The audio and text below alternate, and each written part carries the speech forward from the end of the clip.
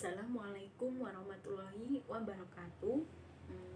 Perkenalkan, nama saya Usatun Hasanah dari Prodi Pendidikan Luar Biasa kelas 6 semester 6, NIM 20201862002 B0040. Di sini saya akan menerangkan tentang mata kuliah Bina Bicara.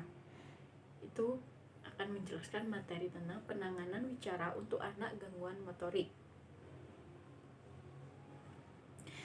Pengertian motorik, yaitu motorik adalah segala sesuatu berupa gerakan. Kemudian Umama mengatakan motorik adalah proses kemampuan gerak seorang anak dalam sebuah gerakan biologi atau mekanika yang menyebabkan terjadinya suatu gerakan. Perkembangan motorik adalah proses perkembangan gerak pada anak pada umumnya.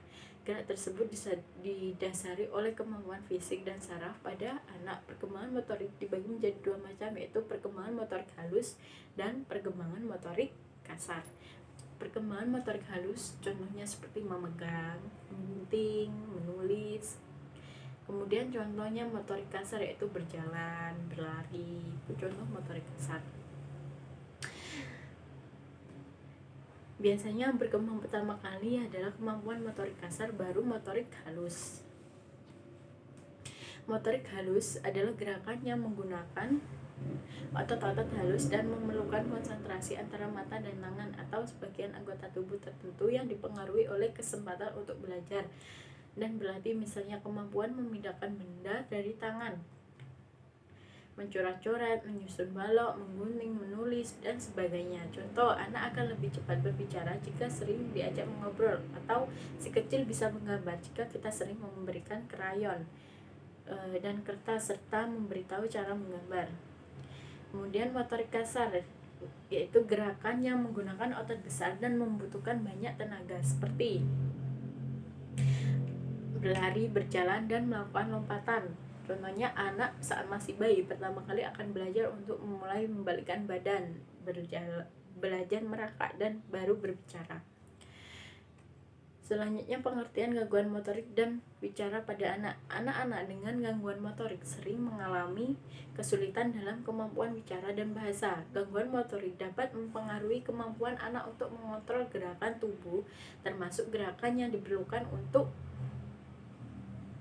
berbicara dengan jelas dan efektif. Oleh karena itu, penanganan wicara yang tepat dan efektif sangat penting bagi anak-anak dengan gangguan motorik. Gangguan motorik adalah kondisi yang mempengaruhi kemampuan seorang untuk mengontrol gerakan tubuh. Anak-anak dengan gangguan motorik sering mengalami kesulitan dalam mengontrol gerakan tangan, kaki, atau seluruh tubuh. Gangguan motorik dapat disebabkan oleh faktor genetik, kekurangan oksigen pada saat kelahiran, cedera kepala, atau kondisi medis seperti cerebral palsy atau dystonia. Gangguan motorik dapat mempengaruhi kemampuan anak untuk melakukan aktivitas sehari-hari seperti contohnya berjalan, makan, atau bermain. Gangguan motorik juga dapat mempengaruhi kemampuan anak untuk berbicara dan berinteraksi dengan orang lain.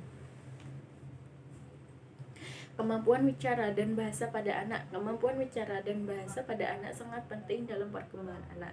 Anak-anak belajar untuk berbicara dan berbahasa melalui pengalaman sehari-hari seperti berbicara dengan orang tua, sering berbicara dengan orang tua, kemudian sering berbicara pada saudara atau teman sebaiknya. Kemudian bicara dan bahasa juga penting untuk memahami instruksi, memperoleh pengetahuan, dan interaksi dengan orang lain.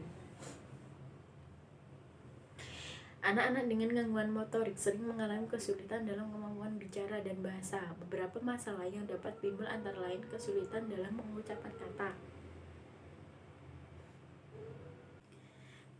Peran penanganan wicara pada anak dengan gangguan motorik. Penanganan wicara yang tepat dan efektif dapat membuat anak-anak dengan gangguan motorik untuk meningkatkan kemampuan bicara dan bahasa mereka.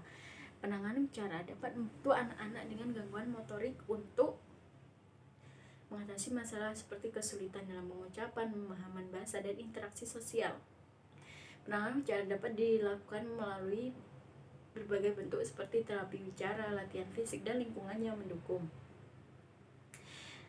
Terapi bicara atau ahli akan membantu anak-anak dengan gangguan motorik untuk mengembangkan kemampuan bicara mereka dengan gangguan teknik-teknik tertentu. Latihan fisik dan lingkungan yang mendukung juga dapat membantu anak-anak dengan gangguan motorik untuk meningkatkan kemampuan bicara anak. Kemudian ada penanganan bicara untuk anak gangguan motorik. Terapi bicara merupakan terapi yang digunakan untuk mengatasi masalah bicara,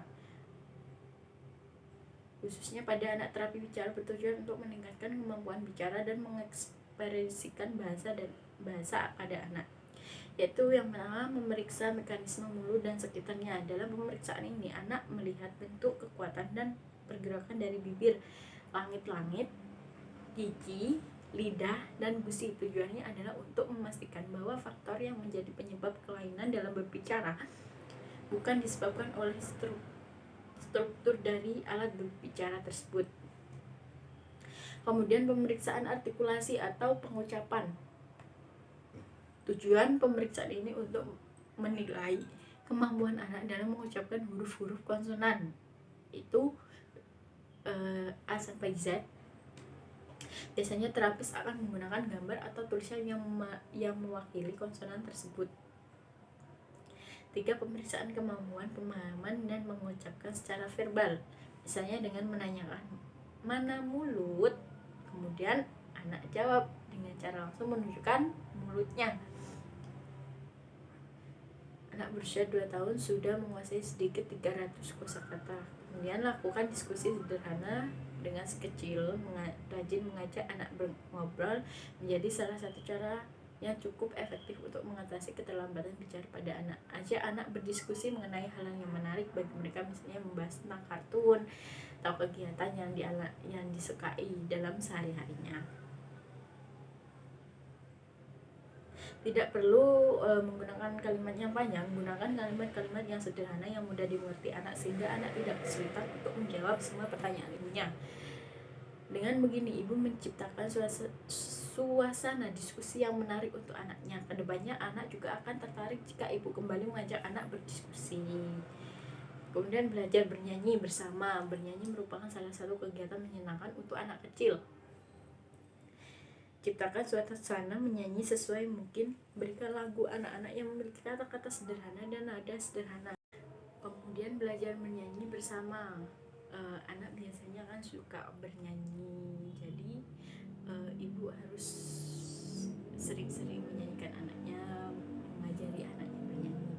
Kemudian yang terakhir yaitu membacakan buku cerita atau mendongengkan anak. Selain bernyanyi, nyatanya bercerita dengan menggunakan buku-buku kuning yang dilengkapi gambar-gambar menarik merupakan salah satu cara yang bisa dilakukan untuk mengatasi speech delay pada anak. Biasanya anak itu mau tidur, itu mau diceritakan tentang dongeng kayak gitu, itu bisa membuat anak bisa tertarik dan berbicara.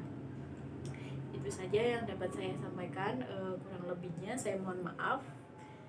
Wassalamualaikum warahmatullahi wabarakatuh.